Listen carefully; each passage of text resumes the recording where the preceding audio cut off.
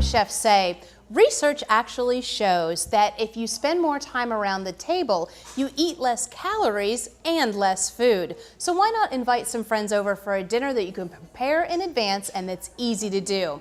I'm going to be doing my husband's grandmother's lasagna recipe that's out of this world. Join me in the kitchen and I'll show you how it's done.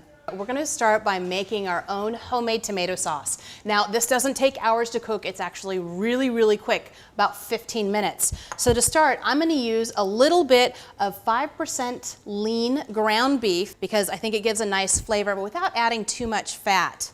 And then in my hot pan, I'm just going to heat up a little bit of oil, and I want it to get nice and hot because I really want to get a good sear on this meat. What I'm going to do is take my ground beef, break it up into chunks about that size, and put those directly in. So you don't want to crowd the pan.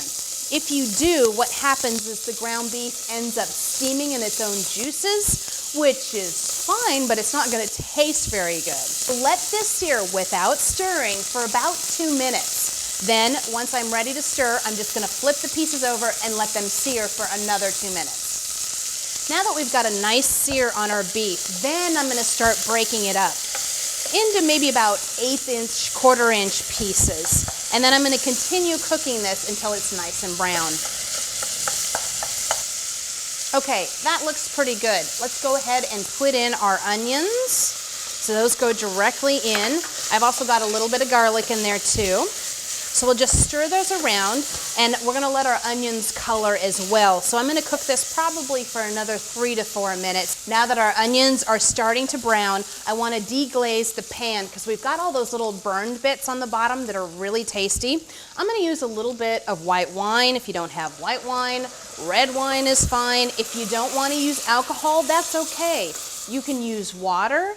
Maybe you can use a little bit of beef broth if you have that on hand, or maybe even a little bit of chicken broth. This is just going to add a nice depth of flavor. And now what I want to happen is that wine or that liquid to come to a boil and completely evaporate before I add the tomatoes. Now it's time to add a couple sprigs of fresh thyme. I'm going to add the tomatoes. So those just get poured right in. And now this will simmer for about 15 minutes. Like I said, it doesn't take very long. So I'm going to put that on the back burner, and now here I'm going to start my bechamel.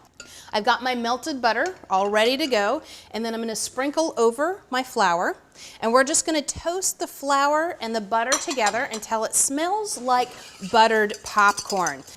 There we go. Now it smells nice and fragrant, so I'm ready to add my cold milk. Now don't forget, we're going to do cold milk and hot roux. That way we make sure we don't get any lumps.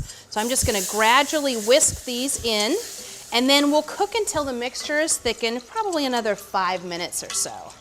Now that both of our sauces are nice and cooked, we don't want to forget to flavor our bechamel. So I'm going to use a little bit of salt, about a pinch there, some freshly cracked black pepper.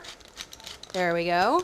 And then the classic sauce always has a little bit of freshly ground nutmeg. If you just have the stuff in the jar, that's okay. To start assembling, I'm going to take about 1/3 of the tomato sauce and put that on the bottom, kind of spread that out. And let's not forget, take out those thyme sprigs. We don't want people to bite into those.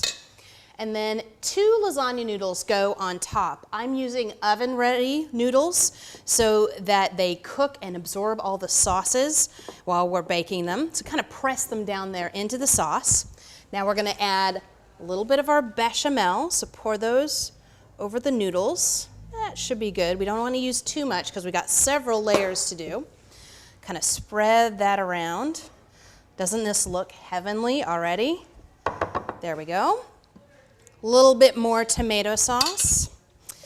So this winter, I spent the holidays in France with my husband's family, and we had some amazing food.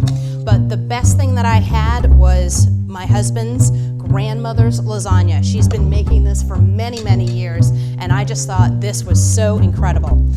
And now for the finishing touch, I just want to add a little bit of cheese. This is grated Swiss over the top. And then we're gonna cover this with foil and bake it for about 45 minutes, and then we're ready to eat.